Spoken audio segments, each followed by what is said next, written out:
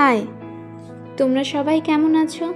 আজ একটা ছোট্ট গল্প নিয়ে চলে এসেছি, যার নাম বুকমার্ক। নাম শুনে বুঝতেই পারছো এটা বইপ্রেমীদের নিয়ে। আসলে আমার ভাই একেবারেই বইয়ের পোকা। চোখের সামনে যা পাই তাই পড়ে। গল্প, কবিতা, উপন্যাস সবই ওর ভালো লাগে। আর আমি ঠিক তার উল্টো, বই পড়ার ধৈর্যই নেই।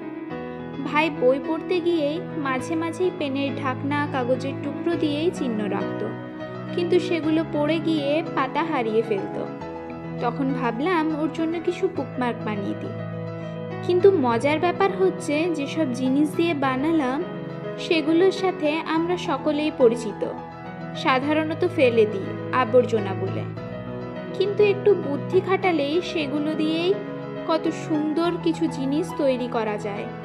তাই কোনো জিনিসকেই আবর্জনা ভেবে ফেলে দিতে নেই, রেখে দিতে হয়। একদিন না একদিন ঠিক কাজে লেগে যায়। তবে ভাইয়ের খুব ভালো লেগেছে বুকমার্কগুলো। বাকিটা তোমরা জানিও তোমাদের কেমন লাগলো। চলো টাটা, আজ আসি। আবারও দেখা হবে এরকমই কোনো নতুন গল্প নিয়ে।